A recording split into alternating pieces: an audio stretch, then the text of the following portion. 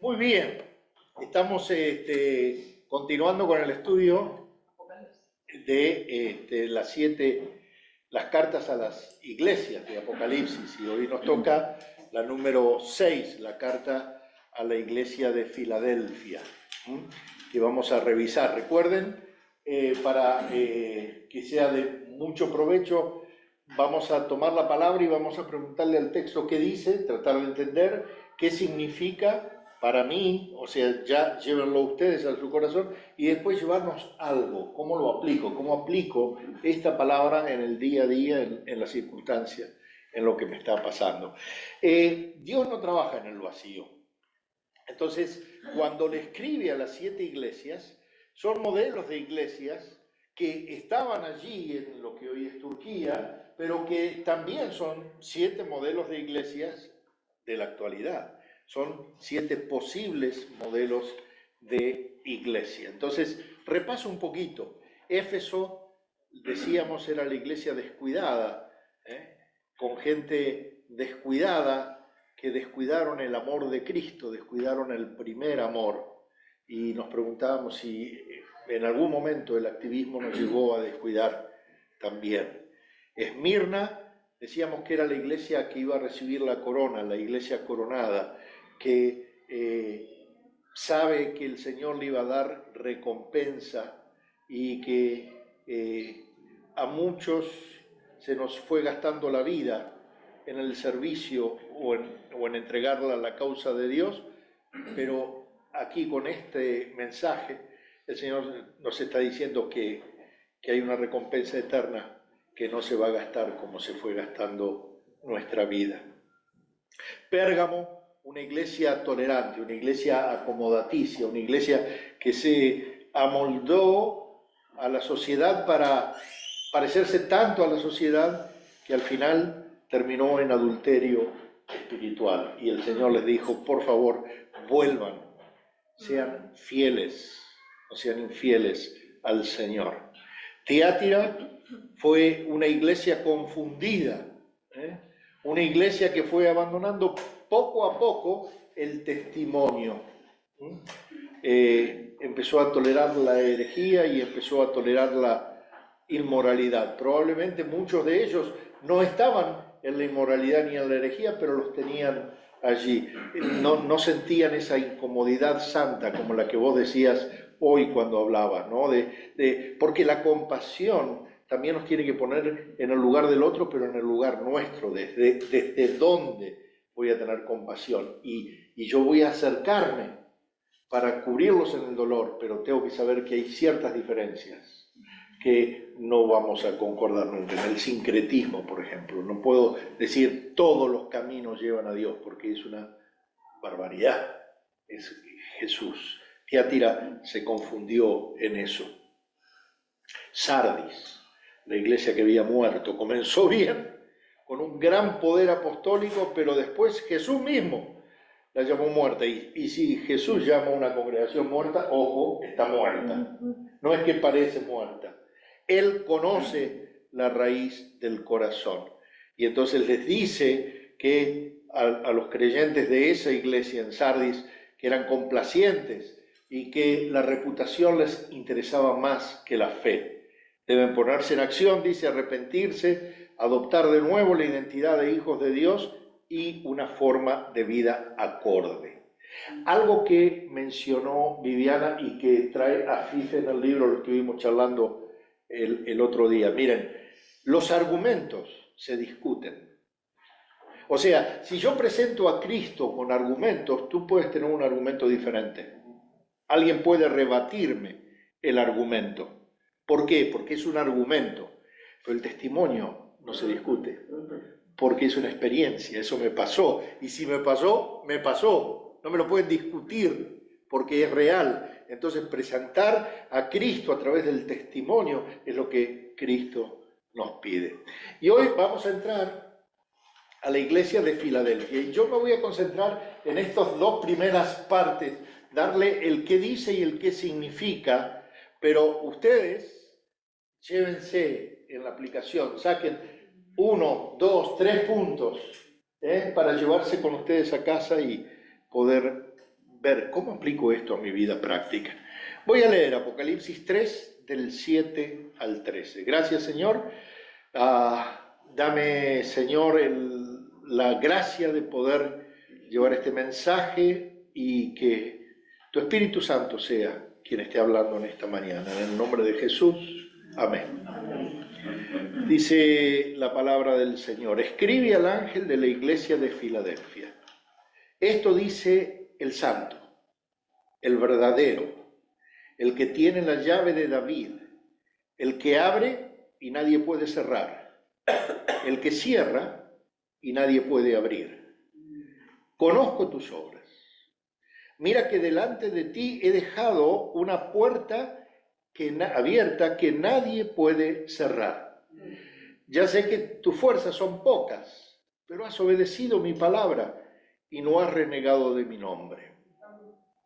Voy a hacer que los de la sinagoga de Satanás, que dicen ser judíos, pero que en realidad mienten, vayan y se postren a tus pies y reconozcan que yo te he amado. Ya que has guardado mi mandato de ser constante, yo por mi parte te guardaré a la hora de la tentación, que vendrá sobre el mundo entero para poner a prueba a los que viven en la tierra. Vengo pronto. Aférrate a lo que tienes para que nadie te quite la corona. Al que salga vencedor lo haré columna del templo de mi Dios y ya no saldrá jamás de allí. Sobre él grabaré el nombre de mi Dios y el nombre de la nueva Jerusalén, ciudad de mi Dios, la que baja del cielo de parte de mi Dios, y también grabaré sobre él mi nuevo nombre. El que tenga oídos, que oiga lo que el Espíritu dice a las iglesias. No toda la palabra hay que tomarla literalmente, porque sé que muchos han extrapolado partes de lo que yo hoy les leí a ustedes, por ejemplo, y se cambiaron de nombre cuando se convierten en el Señor, o tienen una perlita con un nombre. No, lo que el Señor nos cambia de naturaleza. Si nos cambia de naturaleza, nos cambia el nombre. Somos ahora, la identidad es: soy un hijo o una hija de Dios. Ahora fíjense que esta carta, a diferencia de las 5 que vimos, no tiene nada de reproche y nada de desaprobación. Va cerrando el Señor esta serie de las 7 cartas a una iglesia que permaneció fiel, que soportó presiones, pero precisamente por eso el Señor le asegura que en el tiempo del juicio, allí cuando va a ser probada la fe de muchos, van a ser cuidados y van a ser vencedores y van a ocupar un lugar en la casa de Dios, en el templo de Dios, y no se van a apartar. Ahora, quiero enfatizar en esto: no es el tamaño de una iglesia lo que determina la eficacia o la relevancia del ministerio. Y esto lo hemos visto. Pedro me decía, pastor, porque él me conocía de mi época cuando yo trabajaba en las editoriales y en Expolit. El otro día, precisamente estando con él, planificando, me llama alguien, el doctor Samuel Pagán, y me dice: Esteban, hay que estar presente de nuevo acá, la gente te extraña, parece que están desapareciendo la Biblia. O sea, lo digo porque me lo dijeron y es real. Y le digo a Samuel, el tema es que a mí ahora lo que me interesa es llevar la palabra de Dios no para vender Biblias, sino para que la gente entienda las Biblias, para que entienda que es una revelación preciosa, y en eso siento que el 1 a 1 es muchísimo más eficaz. Esa unción que recibimos de Orville, de trabajar desde la cercanía, no desde la multitud. En la multitud también se puede comunicar, pero realmente uno llega hasta donde llega la vista de uno o hasta donde llega el oído de los que están atrás. Pero cuando vos te sentás con alguien y lo podés mirar a los ojos, llegás al corazón, llegás al punto.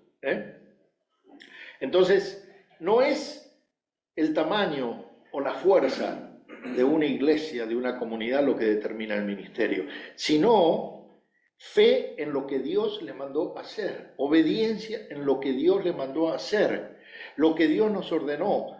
Los mandamientos de Dios son capacitaciones de Dios. Y si Cristo nos da una puerta abierta donde sea, entonces yo tengo que encargarme de pasar por ella. No sé si me entienden esto. Cristo abre y Cristo cierra. Entonces yo tengo que moverme por donde siento que Cristo está abriendo. Martín Lutero lo dice muy bien, en uno de sus himnos dice: nuestro valor es nada aquí, con él todo es perdido, mas por nosotros pugnará de Dios el escogido. Si es por lo que yo puedo hacer, estoy, como dicen ustedes, sonado, estoy frito. Pero hay alguien que puede hacerlo por nosotros. Y en un sentido muy real, yo creo que la iglesia cristiana actual se parece a la iglesia de Filadelfia, porque Dios ha puesto delante de nosotros muchas puertas abiertas de oportunidad, y si Él abre las puertas de oportunidad, no tenemos que cerrarlas nosotros. Así como si Él las cierra, no tenemos que tratar de abrirlas. Por ejemplo, hoy el Señor nos regaló una forma a través de la tecnología de poder llevar el mensaje. No podemos cerrar esa puerta y desconocerla porque no quiero entrar en la tecnología. Decíamos con Pedro el otro día hablando, la inteligencia artificial. Ustedes no saben la cantidad de cosas buenas que se podrían hacer para el Señor usando bien la inteligencia artificial. No nos perdamos la oportunidad de usar los recursos que Dios permite. Dios los permite. Si hay tecnología, es porque Dios da ese conocimiento y esa ciencia. Ahora, el corazón del hombre lo puede desviar para cualquier cosa. Usémoslo nosotros. Entonces tenemos puertas de oportunidad, puertas para predicar como nunca antes, puertas para llevar el testimonio como nunca antes. El tema es: ¿tenemos un testimonio que mostrar? ¿Somos fieles al Señor? ¿Aprovecho las oportunidades que Él me pone? ¿O me detengo mirando los obstáculos solamente? Si pierdo las oportunidades, también voy a perder las recompensas, las coronas. Y eso sí nos va a dar vergüenza. Como dice 1 de Juan 2:28, ahora, queridos hijos, permanezcan en Él para que cuando se manifieste podamos presentarnos ante Él confiadamente, seguros de no ser avergonzados en su venida.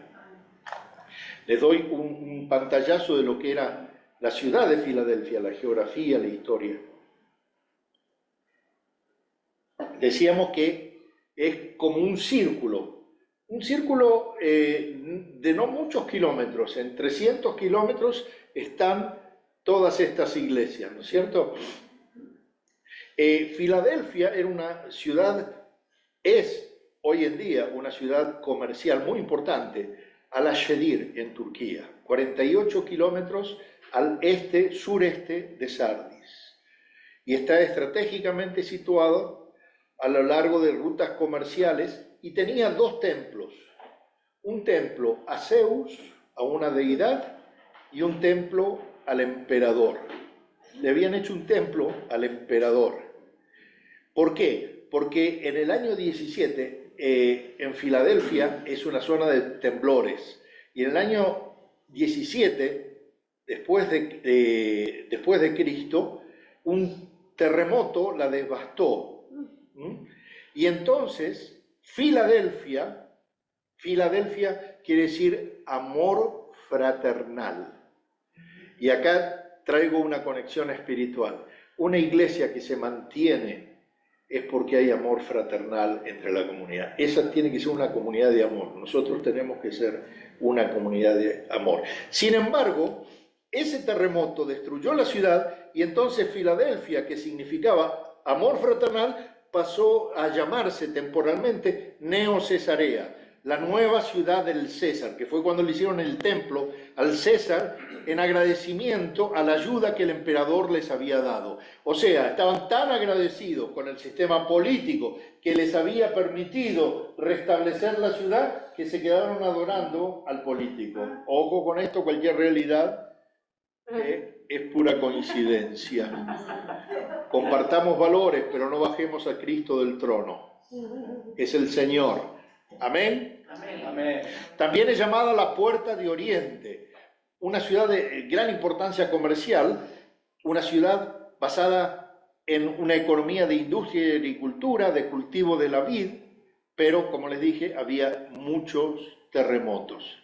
Entonces, fíjense que no es casual que Jesús les promete de nuevo volverlos a la identidad de amor fraternal, un nuevo nombre, les dice, lo voy a renombrar. En la carta a la iglesia la dice como Cesarea, como Filadelfia, no como Neo Cesarea. Y es el Espíritu Santo, Cristo, el verdadero Cristo, ese que tiene la llave de David, que es una expresión metafórica que describe a aquel que tiene el control completo del reino de Dios, de la casa real. El que tiene la llave de la casa real es el único que puede admitir o excluir la ciudadanía de ciertas personas. Y acá está hablando de la Nueva Jerusalén. Así que cuidado. Y el trasfondo de esta expresión viene de Isaías 22, donde después de haberle dado un tiempo extra, Ezequías cambia su corazón y ahora iba a ser destruido y sustituido por Eliaquim. Y el lenguaje que Isaías utiliza para presentar a Cristo, con el poder absoluto y con el control del reino celestial, es lo que leímos en esta versión ahora, en Apocalipsis. Dice Isaías 22, sobre sus hombros pondré la llave de la casa de David.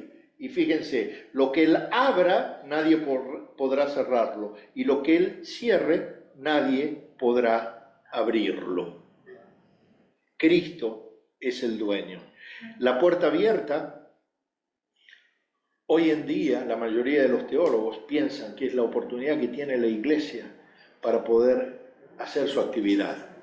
Nosotros tenemos que dar gracias en el país donde estamos o en el continente donde estamos, porque acá no tenemos problemas para presentar a Cristo. Acá los problemas los hacemos nosotros, por vergüenza, porque no quiero molestar, porque no quiero... Pero hay hermanos perseguidos que mueren hoy en día por presentar el testimonio de Cristo. Ojo con eso, porque Dios nos dio una puerta abierta. Y en la carta se menciona la triple recompensa por la fidelidad. Había unos judíos que decían ser judíos, pero que eran mentirosos. O sea, estos, vamos a ponerlo así, había algunos cristianos, si lo quiero traer al tiempo de hoy, que pretendían ser cristianos, pero eran mentirosos. Y entonces habían puesto en las reglas y en las leyes y en las formas o en las metodologías todo eso antes que el amor de Dios y de Cristo. Pero Cristo regresa y vuelve a poner todo en su orden. Dice, no, empieza por mí, por la fe a mí. Y evidentemente estos acá en Filadelfia eran excluidos de la sinagoga. Recuerden que todavía no se había dividido a los cristianos. El verdadero problema comienza cuando los judíos dejan de considerar a los cristianos como una secta de ellos, como eran los fariseos, los saduceos, los esenios. Bueno, los cristianos eran parte de un grupo de judíos. Mientras tenían eso, tenían protección del manto, digamos, en el imperio. El imperio no los tocaba porque eran parte de la religión judía. Pero cuando los judíos les sacan la mano y dicen, no, estos no son nuestros, entonces ahora empezaron a ser perseguidos. Y ellos mismos los echaban de la sinagoga. Y echándolo de la sinagoga, le sacaban todo tipo de protección. Y entonces el Señor les dice, pero ustedes fueron pacientes, se aguantaron todo eso. Salieron de la protección política del imperio a través de la legalidad del judaísmo o del legalismo del judaísmo y se atrevieron a vivir la fe que yo les di. Y entonces ahora les voy a dar una recompensa. Y habla del juicio para toda la totalidad del mundo. No está hablando del juicio para esos, está hablando del juicio venidero, cuando el Señor viene. ¿Y por qué? Porque dice, guárdense de sufrir, guárdense. Esa frase, guárdense de sufrir, también podría traducirse como guárdense a través del sufrimiento. Va a haber sufrimiento, pero guárdense. Y a su vez, que ese sufrimiento sea un motivo para que se guarden. ¿Se entiende esto?